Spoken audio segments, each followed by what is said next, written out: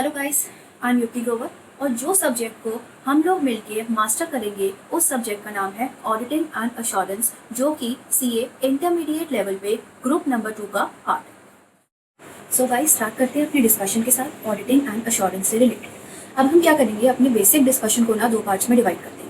सबसे पहले हम डिस्कस करते हैं कि जो हमारा मॉड्यूल है ना, दैट इज हमारा स्टडी मटेरियल, आईसीएआई ने कैसे डिजाइन करा है इस सब्जेक्ट से रिलेटेड। जैसे ही हम थोड़ा सा सब्जेक्ट के बारे में फेमिलियर हो जाएंगे, उसके बाद हम आते हैं इसके बेसिक्स के ऊपर।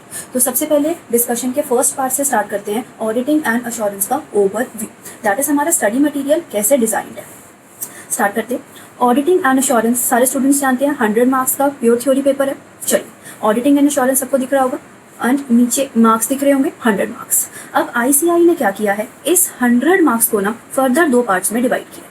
दो पार्ट्स का नाम है, सबसे पहला पार्ट है हमारा सब्जेक्टिव पार्ट, उसके बाद जो पार्ट आता है ना वो आता है हमारा ऑब्जेक्टिव पार्ट। अब सबसे पहले जो मैं डिस्कस करूंगी ना वो है हमारा ऑब्जेक्टिव पार्ट। अब ग्रुप 2 के पेपर का है ये सब्जेक्ट, लेकिन ग्रुप 1 के एग्जाम सारे देके आए हुए हैं, मतलब क्रक्स में सारे स्टूडेंट्स एमसीक्यू वाले पार्ट से तो फेमिलियर हैं। तो वो जो हमारा एमसीक्यू वाला पार्ट है ना, बेसिकली वो ही हमारा कौन सा पार्ट है, ऑब्जेक्टिव पार्ट है। तो इस सब्जेक्ट में भी out of 100 marks 30 marks ICAI ने किसके ऊपर रखे हैं, हमारे एमसीक्यू के ऊपर। इसलिए इस पार्ट का नाम क्या है, हमारा ऑब्जेक्टिव पार्ट। इतना क्लियर हो गया। तो 100 में से 30 मार्क्स आ गए ऑब्जेक्टिव, तो बैलेंस 70 मार्क्स क्या जाएंगे हमारे सब्जेक्टिव वाले पार्ट के पास। अब आते हैं दोबारा से, 100 में से 70 is subjective and 30 is objective being MCQs. अब इस वाले पार्ट को थोड़ा सा आगे लेके जाएंगे, थोड़ा सा इन डेप्थ एनालिसिस करेंगे इसकी। हमारा जो पार्ट है एमसीक्यू वाला पार्ट, बेसिकली 30 मार्क्स वाला पार्ट, उसमें इस वाले अटेम्प्ट से पहले बेसिकली क्या होता था, आपके पास ना डायरेक्ट एमसीक्यूज आते थे।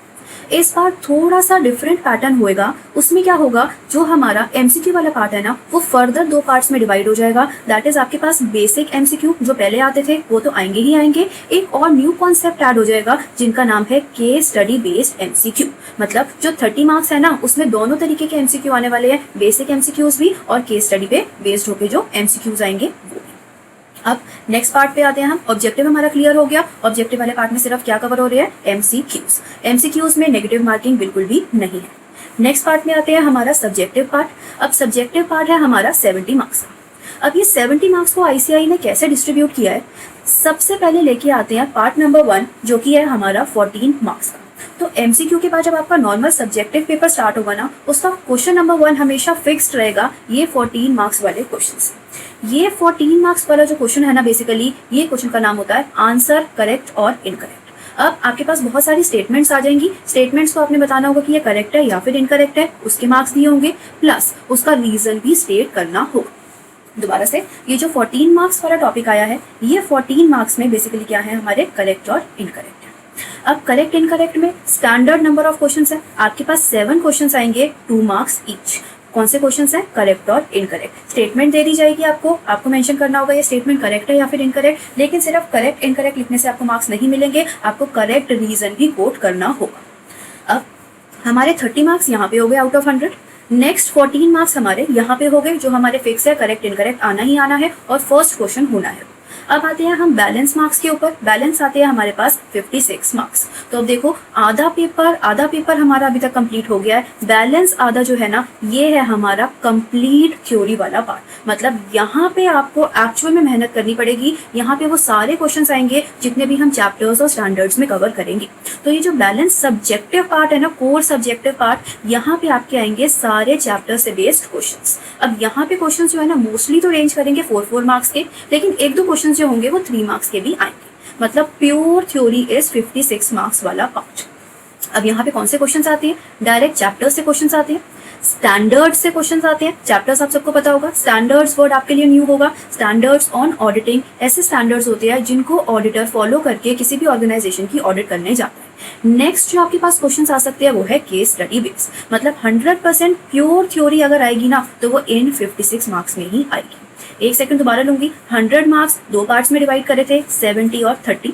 30 में थे सिर्फ एमसीक्यूज, 70 मार्क्स वाली बाइफर्केशन फिर से दो पार्ट्स में थी। 14 मार्क्स में हमारे फिक्स्ड करेक्ट इनकरेक्ट आते थे और बैलेंस 56 मार्क्स हमारा कोर सब्जेक्टिव पार्ट था। मतलब जहाँ पे हमें फुल चैप्टर्स और स्टैंडर्ड्स का यूटिलाइजेशन करना है। इतना क्लियर हो गया। अब नेक्स्ट पार्ट में आते हैं कि कौन से पार्ट में ना हम रट के जाके मार्क्स ले सकते हैं और कौन से पार्ट में रट्टा नहीं लगाया जा सकता, मतलब कहाँ पे हमें बिल्कुल भी क्रैमिंग नहीं करनी है। मतलब दो वर्ड्स को इंट्रोड्यूस करते हैं, कहाँ पे कॉन्सेप्ट लगेगा और कहाँ पे आपको लर्निंग यूज करनी पड़ेगी। तो सबसे पहले पार्ट पे आते हैं सब्जेक्टिव पार्ट का 14 मार्क्स वाला पार्ट, जो कि मैंने बताया था करेक्ट इनकरेक्ट आता है। यहाँ पे देखना आप कभी भी इतने सारे क्वेश्चंस को लर्न नहीं करके जा सकते हो, इसलिए इस वाले पार्ट में ना आपको अपने कॉन्सेप्ट्स को रखना होगा बहुत ज़्यादा स्ट्रॉन्ग। ठीक है, यहाँ पे आप क्रैमिंग नहीं कर सकते। नेक्स्ट अगर मैं बात करूँ ऑब्जेक्टिव वाले पार्ट की, मतलब जहाँ पे आते हैं हमारे एमसीक्यूज को तो कोई क्रैम कर ही नहीं सकता क्योंकि वहाँ पे हर बार क्वेश्चंस डिफरेंट आते हैं। तो यहाँ पे भी हमारा क्या लगेगा, कॉन्सेप्चुअल नॉलेज लगेगी। मतलब यहाँ पे 100% रटिफिकेशन नॉट पॉसिबल, यहाँ पे 100% रटिफिकेशन नॉट पॉसिबल, यहाँ पे क्रैमिंग नहीं कर सकते। लेकिन ये जो बीच वाला पार्ट आता है ना, कोर थ्योरी वाला पार्ट, जो कि हमारा सब्जेक्टिव वाला पार्ट है, यहाँ पे दोनों चीजों की एप्लीकेशन होगी। मतलब आपको कॉन्सेप्चुअल क्लैरिटी तो रखनी ही रखनी है, लेकिन इसके साथ साथ ना आपको पॉइंट्स को मेमोराइज करना पड़ेगा। ठीक है, यहाँ पे कॉन्सेप्ट, लेकिन इधर बोथ कॉन्सेप्ट प्लस मेमोरी। यहाँ पे मैंने वर्ड मेमोरी क्यों लिखा, क्योंकि इधर जो क्वेश्चंस आते हैं ना, वहां पे आपके पास बहुत सारे पॉइंटर्स आपको कोट करने होते हैं। तो पॉइंटर्स के केस में ICAI एक्सपेक्ट करती है कि जो भी आपके पॉइंट्स हो ना, वो उनके स्टडी मटेरियल से मैच करें। अब 100% तो आप लर्न नहीं कर सकते हो ना पॉइंट्स को, इसीलिए हमें कुछ ना कुछ टेक्निक को इंट्रोड्यूस करना पड़ेगा, जिनके थ्रू आप सिर्फ हेडिंग्स को लर्न कर लो, बाकी उसकी एक्सप्लेनेशन में आप जनरलाइजेशन ला सकते हो। तो जो हेडिंग्स को लर्न करने के लिए हम टर्म को इंट्रोड्यूस करते हैं ना, इसे बोलते हैं निमोनिक कॉन्सेप्ट। मतलब हम फॉलो करेंगे एक मेथड का नाम होगा मेमोरी टेक्निक मेथड।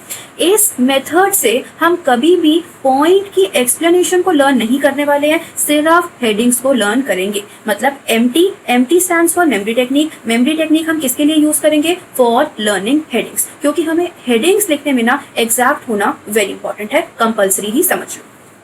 नाउ हमारा रूल क्या बोलता है, अगर आप किसी भी क्वेश्चन को आंसर कर रहे हैं जिसकी वेटेज 4 मार्क्स की है, उसके अंदर आते हैं आपके 5 to 6 पॉइंट्स। अब ये जो 5 to 6 पॉइंट्स है ना, ये आप एग्जैक्ट लर्न नहीं कर सकते हो, क्योंकि बहुत सारे पॉइंट्स आएंगे बहुत सारे चैप्टर्स के टॉपिक्स के बीच में।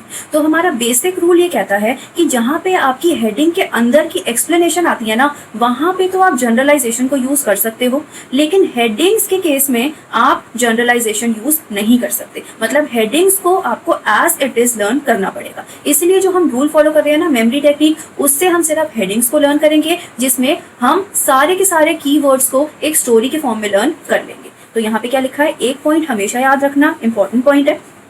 हेडिंग्स के लिए हम जनरलाइजेशन कभी भी यूज नहीं कर सकते, क्योंकि headings need to be the exact as given in our study material. मतलब स्टडी मटेरियल की ही हेडिंग्स आपको लिखनी पड़ेगी, वहां पे आप जनरलाइजेशन नहीं लगा सकते हो। इसलिए वहां पे हम तरीका लेके आ गए जिसका नाम है हमारा मेमोरी टेक्निक। और जो भी हमारा आंसर का बॉडी पार्ट है या फिर जो हमारा कंटेंट पार्ट है ना, वहां हम जनरलाइजेशन यूज कर सकते हैं। मतलब हम ओन लैंग्वेज में उसे एक्सप्लेन कर सकते हैं। तो यहाँ मेमोरी टेक्निक का कोई यूज नहीं है। तो हमारी क्लासेस में एक न्यू कॉन्सेप्ट से हम पढ़ाई करेंगे जिसका नाम होगा मेमोरी टेक्निक मेथड। इस मेथड का ना एक प्रॉपर टर्म यूज करी जाती है, उस प्रॉपर टर्म का नाम होता है निमोनिक मेथड। मतलब निमोनिक्स के थ्रू हम टेक्निक्स बनाते हैं और टेक्निक्स के थ्रू हम हेडिंग्स को लर्न करने की कोशिश करते हैं, लेकिन वो टेक्निक कभी भी बॉडी में यूज मत करना। यहाँ पे आप अपनी अंडरस्टैंडिंग के बेसिस पे आंसर बनाएंगे। इसके साथ हमारा पार्ट नंबर 1 वाइंड अप हो जाता है, जिसमें ICAI के बनाए हुए तरीके के थ्रू हमने ऑडिटिंग के फ्रेमवर्क को अंडरस्टैंड किया। अब इसके बाद आते हैं हम पार्ट नंबर B। अभी हमने सिर्फ समझ लिया 70 और 30 की बाइफर्केशन दी हुई है हमारे स्टडी मटेरियल में। अब नेक्स्ट पार्ट में आते हैं, जो कि बात करता है कि जो हमारा ऑडिटिंग का स्टडी मटेरियल है ना, वो कैसे डिवाइडेड है। देखो सब्जेक्ट तो हम स्टार्ट कर देंगे, लेकिन अगर हमें सब्जेक्ट कैसे पढ़ना है यही नहीं पता होगा ना, तो अगर मैं आज चैप्टर नंबर 1 आज आपको स्टार्ट भी करवा दूं तो उसका कोई यूज नहीं होगा। तो इसके लिए सबसे पहले आपको अंडरस्टैंड करना पड़ेगा कि ऑडिटिंग को पढ़ना कैसे है। जब आपको पता चल जाएगा कि कौन सी चीज पे हमें कितना ज्यादा फोकस करना है, तो जब वो चैप्टर्स एक्चुअल में स्टार्ट होंगे ना, तो आप प्रिपेयर्ड होके आओगे कि हाँ ये वाला चैप्टर वेरी इंपॉर्टेंट है, यहाँ पे हम बिल्कुल भी लीनियंसी नहीं दिखा सकते। इसीलिए थोड़ा सा मैंने ये रिटन फॉर्म में, हैंड रिटन फॉर्म में बना दिया है कि जो ऑडिटिंग में हमें बेसिकली कवर करना है ना, वो कैसे कैसे डिवाइडेड है। इससे आपको आइडिया लग जाएगा कि आगे की क्लासेस में हमें पढ़ाई कैसे करनी है। मतलब टोटल ऑडिट का सब्जेक्ट हमारा किन पार्ट्स में डिवाइडेड है। स्टार्ट करते हैं। जो हमारा ऑडिटिंग का सब्जेक्ट है, इनको फर्दर मैं 2 पार्ट्स में डिवाइड कर रही हूँ। पहले पार्ट का नाम है पार्ट नंबर A और सेकेंड पार्ट का नाम है पार्ट नंबर B। ठीक है, पूरी ऑडिटिंग जो कि हमारा 100 मार्क्स का सब्जेक्ट है, यहाँ पे कुछ चैप्टर्स आते हैं और कुछ स्टैंडर्ड्स आते हैं। सबसे पहले जो पार्ट डिस्कस करूंगी वो है पार्ट नंबर ए, जिसमें आते हैं हमारे चैप्टर्स। तो ऑडिटिंग सब्जेक्ट में ना ICAI की स्टडी मटेरियल में हमारे पास 13 चैप्टर्स की रेफरेंस है। मतलब टोटल चैप्टर्स हमें कितने करने हैं, 13 चैप्टर्स हमें कवर करने हैं। अब ये 13 चैप्टर्स आपको दिए हुए हैं स्टडी मटेरियल में, लेकिन इन 13 में से कोई चैप्टर्स ऐसे होंगे जो वेरी इंपॉर्टेंट होंगे, कोई ऐसे होंगे जो इंपॉर्टेंट होंगे, और कोई चैप्टर्स ऐसे भी होंगे जो वैसे तो कम इंपॉर्टेंट है लेकिन वहाँ पे ना प्रैक्टिकल एस्पेक्ट ज्यादा अप्लाई होता होगा। तो हमें डिस्कस करना पड़ेगा कि कहाँ पे आपको सबसे पहले फोकस करना है जिससे आपकी सब्जेक्ट की ग्रिप ना आपके हाथ में हो जाए। अगर सब्जेक्ट की ग्रिप आपके हाथ में हो जाती है तो उसके बाद कोई भी अगर आपके पास न्यू कॉन्सेप्ट पेपर में पूछ लिया जाता है ना, तो आप अपने मन से आंसर बना के उसमें लिख सकते हो। लेकिन अगर आपका सब्जेक्ट आपकी ग्रिप में नहीं है ना, तो अगर कोई भी न्यू पॉइंट आपको पेपर में दिख गया तो पैनिक सिचुएशन क्रिएट हो जाती है। तो उस पैनिक सिचुएशन को अवॉइड करने के लिए हम थोड़ा सा अंडरस्टैंड करते हैं कि वो तरीका क्या है जिससे हमें ऑडिटिंग सब्जेक्ट को पढ़ना है। डन। तो जो पार्ट नंबर ए है वो हमारा कौन सा वाला पार्ट था, चैप्टर्स वाला पार्ट था। अभी मैंने बताया ये जो चैप्टर्स हैं वो कितने नंबर के हैं, टोटल 13 चैप्टर्स हमें पढ़ने हैं। अब ये 13 चैप्टर्स को पढ़ने के लिए ना मैंने इन 13 चैप्टर्स को बेसिकली 4 पार्ट्स में डिवाइड किया। तो जो हमारा पार्ट नंबर 1 है ना, वो है हमारा बेसिक्स वाला पार्ट। अब ध्यान देना, आप ऑडिटिंग कैसे भी पढ़ रहे हो, चाहे मेट से पढ़ रहे हो या डायरेक्ट स्टडी मटेरियल से पढ़ रहे हो या फिर XYZ किसी और फैकल्टी से पढ़ रहे हो, अगर आपके बेसिक्स ऑडिटिंग में क्लियर नहीं हुए ना, तो आप पेपर को 100% एफिशिएंसी से अटेम्प्ट कर ही नहीं सकते। मतलब अगर पेपर में कोई भी पॉइंट ऐसा आ गया जो ट्रिकी पॉइंट हुआ ना, वो आपकी ग्रिप में नहीं आएगा। इसीलिए लर्निंग या फिर क्रैमिंग से बेटर है कि आप जो बेसिक्स वाला पार्ट है ना उसको स्ट्रॉन्ग कर लो। तो जो हमारे बेसिक्स वाले चैप्टर आते हैं ना, वो आते हैं chapter number 1 to 4 of study material. मतलब 1, 2, 3 और 4 चैप्टर्स अगर आपकी ग्रिप में हो गए ना, तो आप ऑडिटिंग का कोई भी क्वेश्चन इजीली अटेम्प्ट कर सकते हैं। इसलिए पहले 4 चैप्टर्स में इतनी ज्यादा जान लगानी है, इतने अच्छे से समझना है, एक एक डाउट को क्लियर करना है, क्योंकि वो हमारे बेस चैप्टर्स कहलाते हैं। डन। तो पहला वाला पार्ट है हमारा सॉरी बेसिक्स वाला पार्ट, जिसमें हमारे फर्स्ट 4 चैप्टर्स आते हैं। नेक्स्ट, जब हमने पहले 4 चैप्टर्स बेसिक में कवर कर लिए ना, उसके बाद नेक्स्ट 3 चैप्टर्स जो आएंगे ना, वो आएंगे हमारे एप्लीकेशन वाले चैप्टर्स। तो जब मैं बेसिक्स वाले चैप्टर को क्लियर करवा दूंगी या फिर समझा दूंगी या फिर कवर करवा दूंगी, उसके बाद मैं नोटिंग करवाऊंगी कि आप एप्लीकेशन वाले चैप्टर्स आपके पास कौन से आएंगे। डन। तो हमारा पार्ट नंबर 1 और पार्ट नंबर 2 आता है बेसिक्स और बेसिक्स की एप्लीकेशन। यहाँ पे हमारा एक पार्ट खत्म हो जाता है। इसके बाद आते हैं नेक्स्ट 2 पार्ट्स जो आपस में बिल्कुल भी इंटर रिलेटेड नहीं है। ध्यान देना, ऊपर वाले दोनों पार्ट्स आपस में इंटर रिलेटेड थे, क्योंकि एक में आप बेसिक्स को अंडरस्टैंड कर रहे थे और दूसरे पार्ट में इन्हीं बेसिक्स को आप क्या कर रहे थे, अप्लाई कर रहे थे। नाउ नेक्स्ट 2 पार्ट्स आते हैं जो बिल्कुल ही म्यूचुअली एक्सक्लूसिव है, आपस में कोई भी रिलेशन नहीं रखते।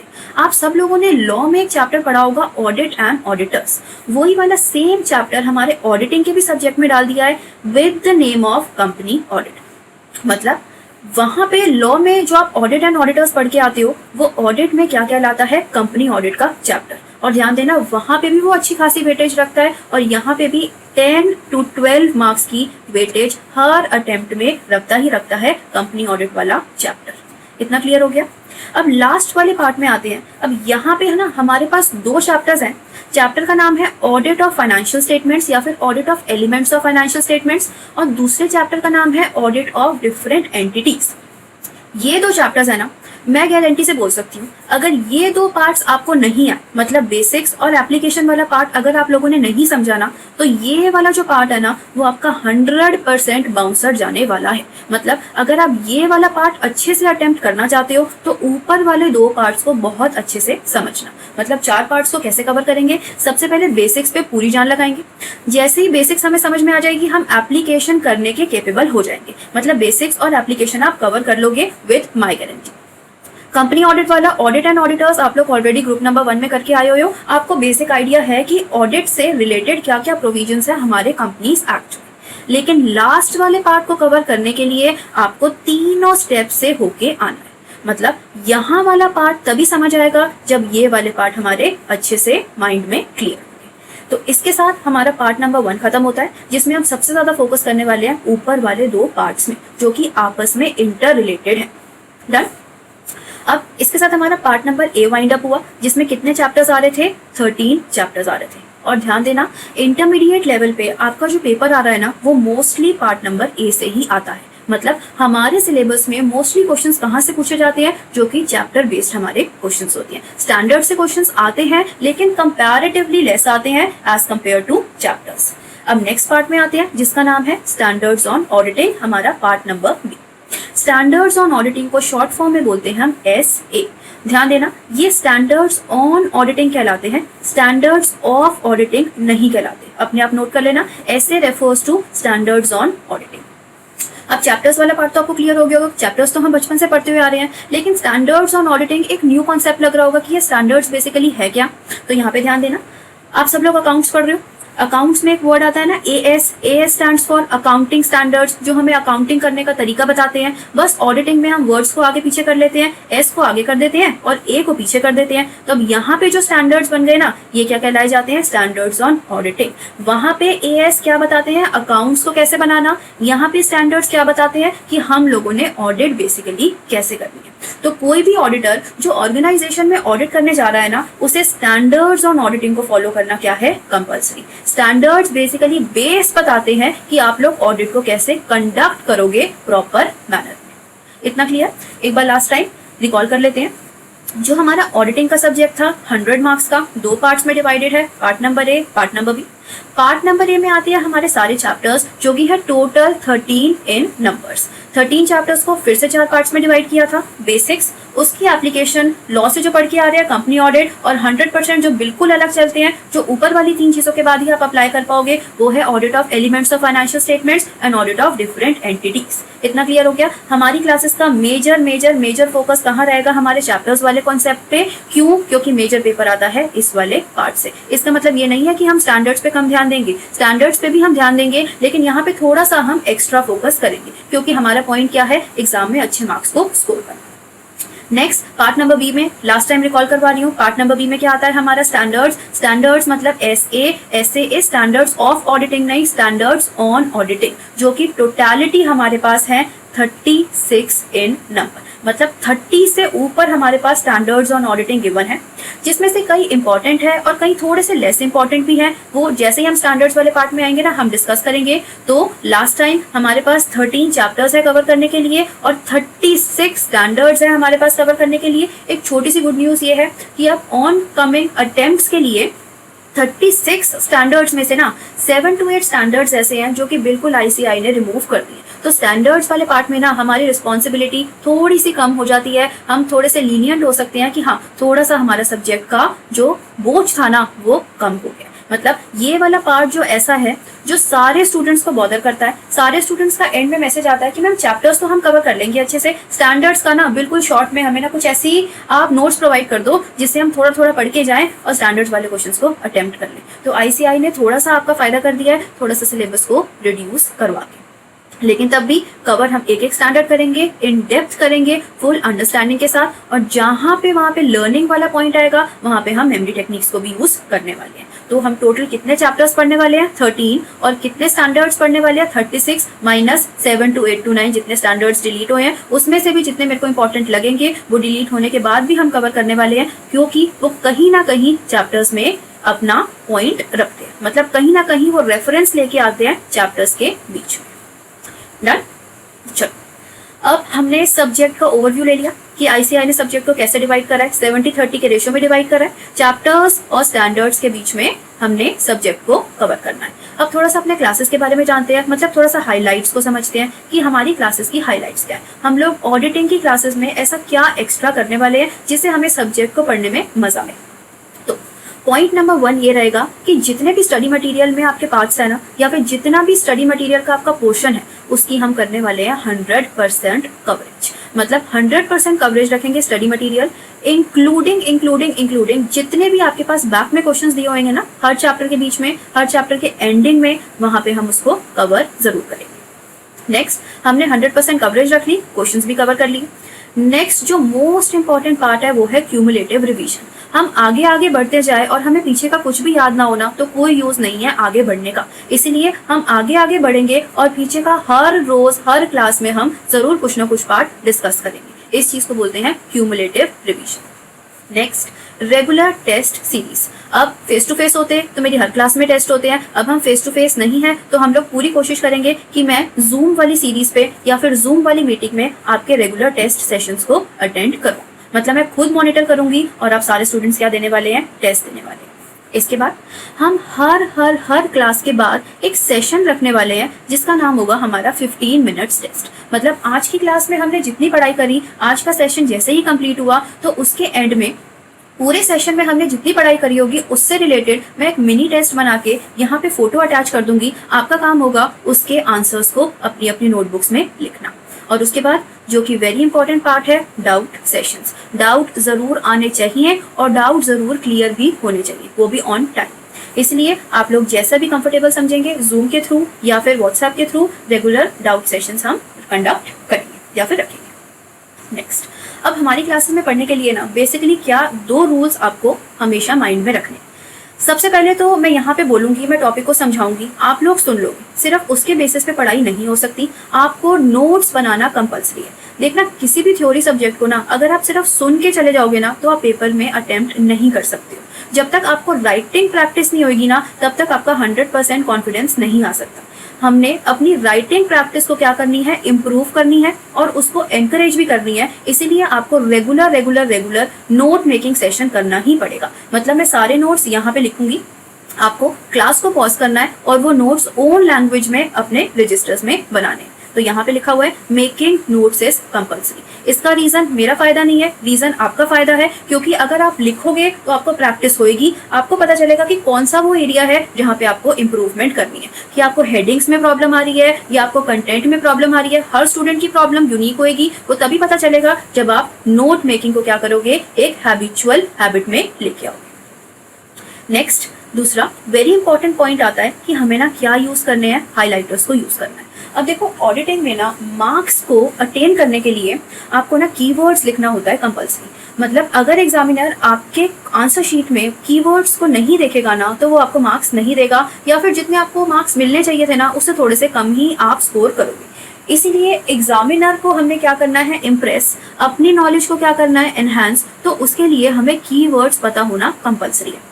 अब कीवर्ड्स को हम कैसे पता लगाएंगे कि पूरे सेंटेंस में कौन से कीवर्ड्स हैं, तो यहाँ पे मैं अपने टैब पे हाईलाइट करूंगी कि ये हमारे कीवर्ड्स हैं। आप लोग अपनी बुक पे हाईलाइट करना कि ये हमारे कीवर्ड्स हैं जो कि हमारे आंसर का पार्ट कंपल्सरी बेसिस पे बनने चाहिए। अब उन कीवर्ड्स को हाईलाइट करने के लिए जो चीज हम यूज करेंगे वो है हाईलाइटर।